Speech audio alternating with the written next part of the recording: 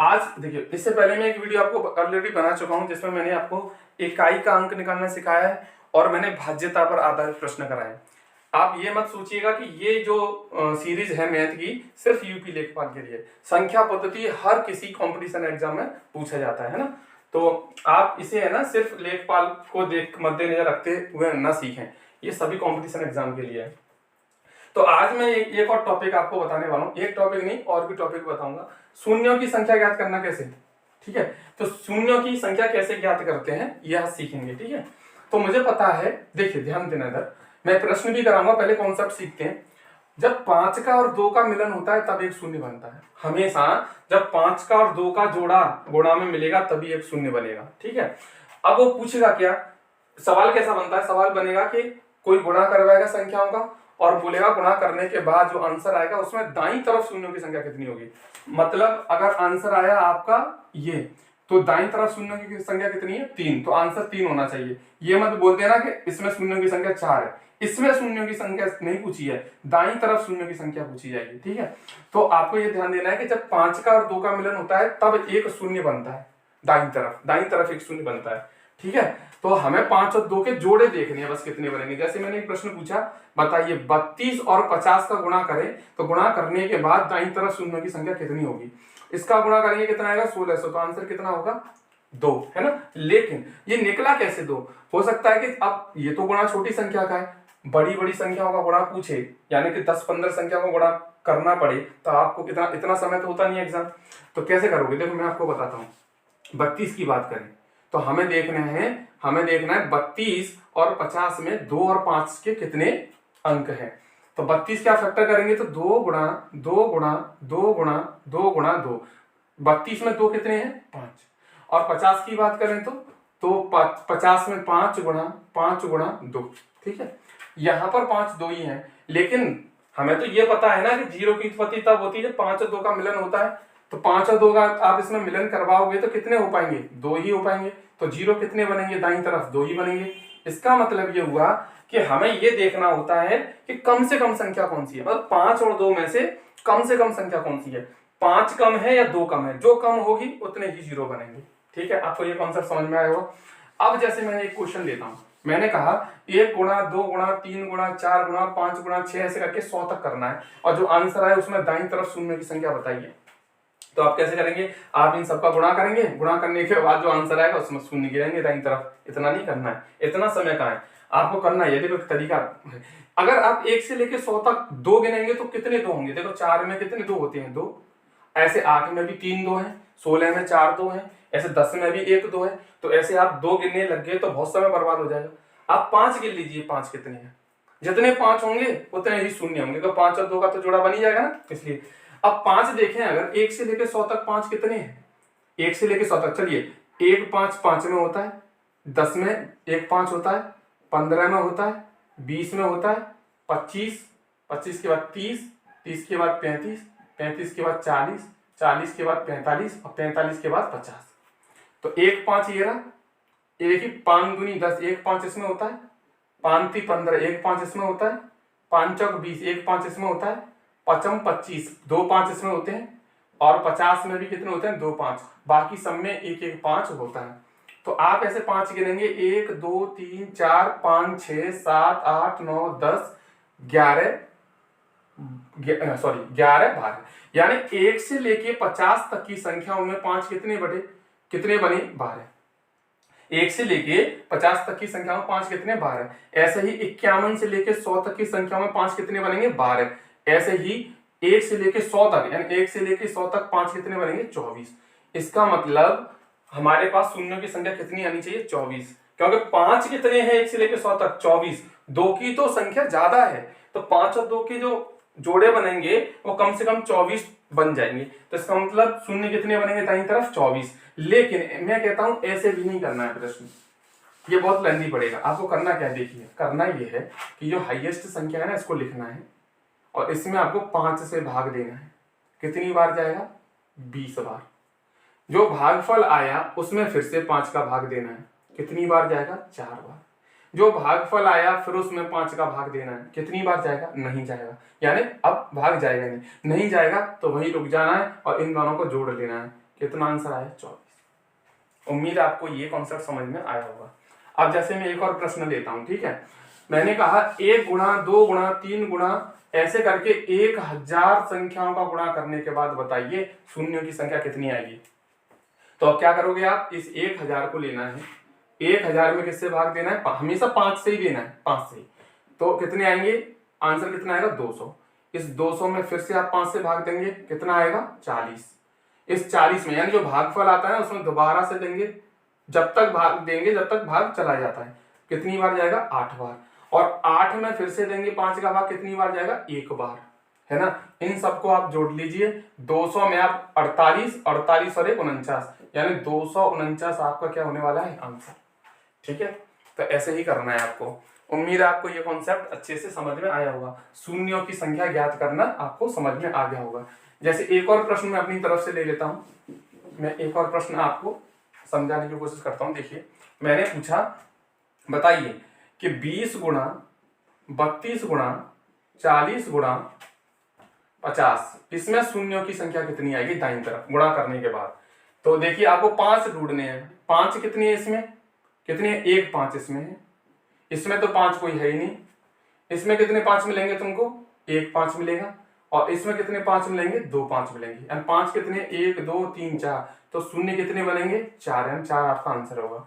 क्योंकि 2 तो बहुत बन जाएंगे ना, हमको तो 5 ढूंढने हैं, क्योंकि 5 कम से कम होते हैं इसलिए। पूछा बताइए बी सी और डी, 4 ऑप्शन लिखे।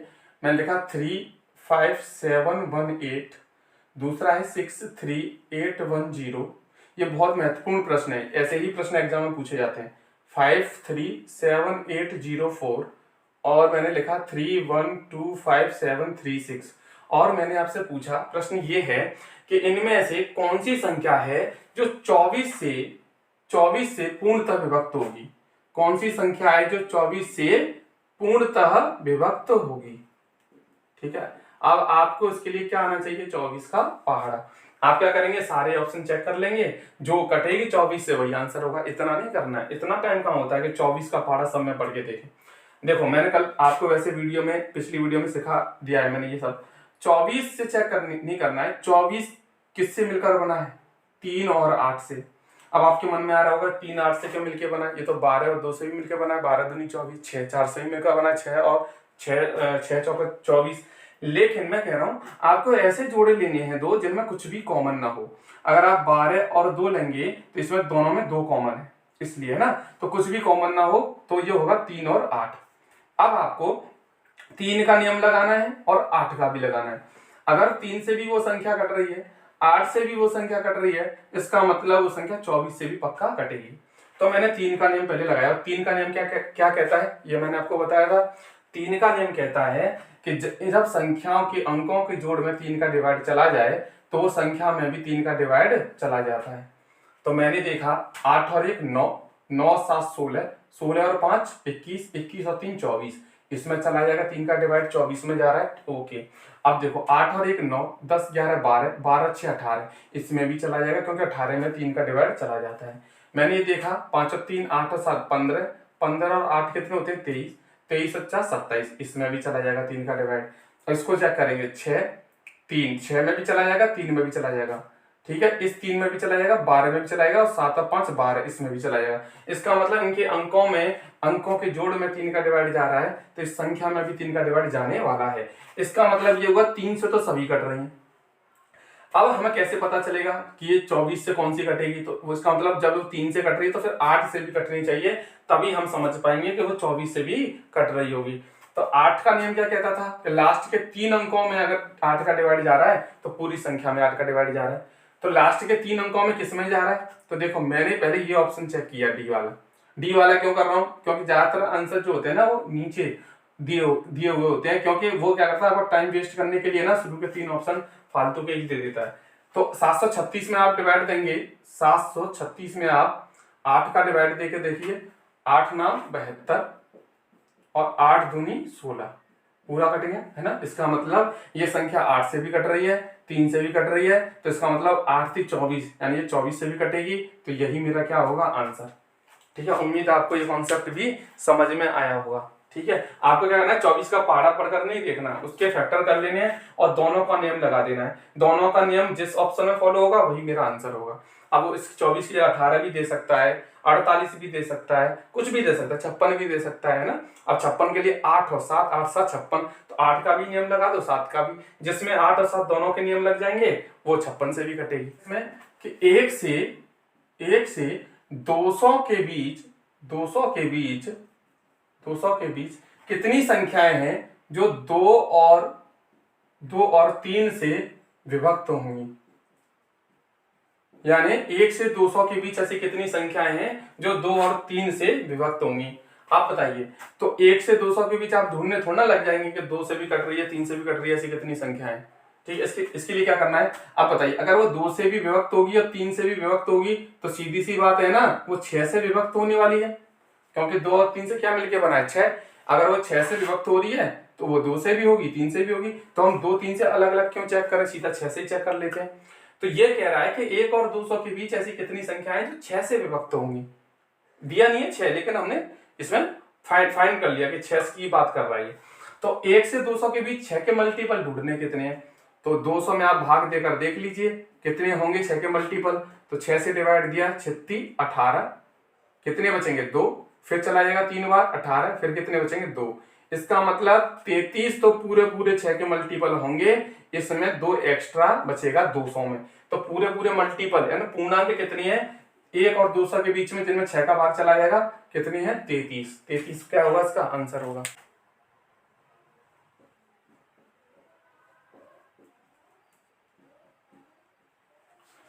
अब देखिए कभी कभी है ना फॉर्मूला बेस भी क्वेश्चन पूछ लेता है, तो इसको भी कर लेते हैं। ठीक है, फॉर्मूला बेस मतलब a प्लस बी का whole square, a minus B का होल स्क्वायर, इन पे आधारित प्रश्न पूछ लेता है। तो आपको है ना पहले फॉर्मूले याद होने चाहिए। फॉर्मूले क्या है, देखिए a square minus b square का क्या होता है, एक बार दोनों संख्याओं का जोड़ और एक बार दोनों संख्या का घटाया। a प्लस बी का होल स्क्वायर क्या होता है, a square plus B square plus के 2ab। a माइनस बी का होल स्क्वायर क्या होता है, a square plus B square minus के 2ab। A cube minus B cube का फॉर्मूला क्या होता है, A cube minus B cube का होता है, पहले ब्रैकेट में माइनस आएगा, फिर A square plus B square plus के ए बी। और ए क्यू प्लस बी क्यू का क्या होता है, पहले ब्रैकेट में प्लस आएगा, बाकी ए स्क्वायर प्लस बी स्क्वायर और माइनस के ए बी।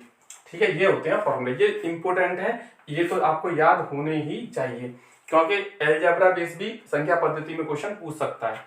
तो आप ध्यान दीजिए, ऐसे प्रश्न ध्यान रखना, जब कभी भी संख्याएं है ना मल्टीपल में रिपीट हो रही हो तो समझ जाना वहां कोई फॉर्मूला जरूर बन रहा है। अब किसका फॉर्मूला बन रहा है, इसके लिए आपको क्या करना है, देखिए अब मैं आपको कॉन्सेप्ट बताता हूँ।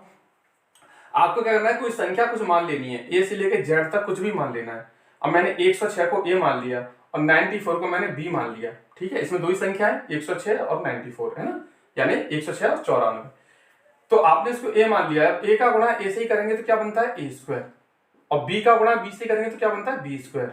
और ए स्क्वायर माइनस बी स्क्वायर क्या होता है, एक बार प्लस एक बार माइनस, यानी आपको एक बार दोनों को जोड़ना है, एक बार दोनों को घटाना है। अब इसमें वैल्यू रख दीजिए, ए की वैल्यू कितनी 106 और बी की वैल्यू कितनी 94। ठीक है, ए की वैल्यू कितनी 106 और बी की वैल्यू कितनी 94। तो आप इन दोनों को जोड़िए, 106 और 94 जोड़ोगे कितना बनेगा 200, और 106 में से 94 हटाएंगे कितना बचेगा 12। ठीक है, 8 ये 6 और 6 12। ठीक है, अब इनका मल्टीप्लाई कर लीजिए, कितना आएगा 12 दूनी 2400। तो इसका आंसर होगा 2400, सिर्फ इतना। एक और प्रश्न देखिए, इसमें भी आपको वही काम करना है, कुछ मान लेना है। इसको कुछ मान लेते हैं ए, तो ये भी ए हो जाएगा। इसको मैंने मान लिया बी, तो ये भी बी हो जाएगा। ये ए माना ही है, इसको बी माना ही है, तो रख देते हैं। इसकी जगह आप ए रखेंगे तो ए गुणा ए कितना होगा ए स्क्वायर, बी गुणा बी कितना होगा बी स्क्वायर, माइनस के 2, इसको आपने ए माना है, उसको आपने बी माना है। तो यहां से आपको पता चल जाएगा ये किसका फॉर्मूला है। तो A square plus B square minus 2ab क्या होता है, A square plus B square minus 2ab होता है ए माइनस बी का होल स्क्वायर। तो ए की वैल्यू अब रख दीजिए आपने, ए की वैल्यू रखेंगे 287 और बी की वैल्यू रखेंगे 269 और इसका होल स्क्वायर। तो इसको आप माइनस करोगे इसमें, तो ये बचेगा 18, ब्रैकेट को हल करेंगे इसमें से तो 18, और 18 का स्क्वायर करेंगे तो कितना आएगा 324, इसका आंसर होगा। ठीक है, और एक लास्ट, अब देखिए नेक्स्ट क्वेश्चन देखिए, ये भी ऐसा ही है, मैंने आपसे बोला था कि जब संख्याओं का लगातार एक जैसी संख्या को मल्टीप्लाई हो रहा हो तो समझ लेना वहां कोई फॉर्मूला बन रहा है। फॉर्मूला कैसे पता चलेंगे, इस संख्या को कुछ मान लो a, तो a का गुणा जब इसको मान लेते हैं b, ठीक है। अब a का गुणा कितनी बार हो रहा है, 3 बार, तो क्या बनेगा a की पावर 3। b का गुणा कितनी बार हो रहा है, 3 बार, क्योंकि इसको मैंने b मान लिया है, तो b का गुणा 3 बार करेंगे तो b की पावर 3। नीचे चलते हैं, a गुणा a, क्योंकि इसको a माना है तो a गुणा a कितना होगा a स्क्वायर। इसको आपने क्या माना है a, इसको कितना माना है b, प्लस b गुणा b कितना b स्क्वायर, ठीक है। अब आप ध्यान से देखिए, ये फॉर्मूला बना है A cube minus B Q. क्या होता है, A cube minus B Q होता है एक बार ब्रैकेट में माइनस, एक बार ब्रैकेट में माइनस, और फिर ए स्क्वायर, फिर बी स्क्वायर प्लस, फिर प्लस के ए बी, और नीचे क्या है A square plus B square minus के ए बी। तो ये दोनों सेम है, कैंसिल हो जाएंगे, क्या बचेगा ए माइनस बी बचेगा। तो ए माइनस बी आप करेंगे तो यानी ए यानी 735, ए की वैल्यू 735 माइनस बी की वैल्यू 105, तो 735 में से आप 105 घटाएंगे तो कितना बचेगा 630 बचेगा, ये आंसर होगा। तो देखिए करना क्या है आपको, जहां फॉर्मूला बन रहा हो, यानी ए क्यू की बात कर रहा हूं मैं, ए क्यू माइनस बी क्यू का फॉर्मूला बन रहा है, तो जहां यानी ऊपर बन रहा है नीचे बन रहा है, ध्यान रखना, ऊपर बन रहा है तो आपको ए माइनस बी ऊपर करना है, नीचे वाली जो होता है ना, नीचे वाली जो डिजिट होती है सारी कैंसिल हो जाती हैं। और अगर प्लस का बन रहा है तो ऊपर आपको ए प्लस बी कर देना है, यानी अगर यहाँ प्लस होता तो आपको ए और बी जोड़ने थे, अगर यहाँ माइनस है तो आपको ए माइनस बी करना है। बस इतना कॉन्सेप्ट आपको याद रखना है, ठीक है। आप ऐसे भी कर सकते हैं। नेक्स्ट क्वेश्चन है, देखिए ऐसे भी क्वेश्चन हो सकता है, ऐसे पूछ सकता है। दो तरह के प्रश्न है इसमें। एक प्रश्न ऐसा है जिसमें आपको जोड़ का यानी प्लस का साइन दिखेगा, और एक प्रश्न ऐसा है जिसमें आपको मल्टीप्लाई का साइन दिखेगा। दोनों प्रश्न कैसे करने हैं तो मैं आपको बताने वाला हूं। देखिए इसको है ना आपको कैसे लिख सकते हैं, बस ये कॉन्सेप्ट पता होना चाहिए, इसलिए मैंने ये प्रश्न लिया है कि इसमें ये बच्चे है ना गलती कर देते हैं। 1/1 और 1/2 को आप कैसे लिख सकते हो, आप इसको ऐसे लिख सकते हैं 1/1 माइनस 1/2। इसको कैसे लिखेंगे 1/2 माइनस 1/3। इसको कैसे लिखेंगे 1/3 माइनस 1/4, ठीक है। अब ऐसे ही आप चलेंगे, इस लास्ट वाले टर्म को क्या लिखेंगे 1/99 माइनस 1/100। अब देखो हुआ क्या, हुआ ये कि प्लस का 1/2 और माइनस का 1/2 कैंसिल। ऐसे ही करते हुए सारी संख्याएं कैंसिल हो जाएंगी। बचेगा क्या, यहाँ पहला टर्म बचेगा, और इससे पहले वाली से ये वाली कैंसिल हो जाएगी। बचेगा क्या, यहाँ माइनस का 1/100 बचेगा लास्ट में। तो बचा क्या, यहाँ बचा 1/1 और माइनस 1/100। आप इसे सॉल्व करेंगे एलसीएम लेकर, तो 100 एलसीएम आने वाला है। 1 का मल्टीप्लाई 100 का मल्टीप्लाई 1 से करेंगे तो 100 आएगा, 1 का मल्टीप्लाई 1 से करेंगे तो 1 आएगा।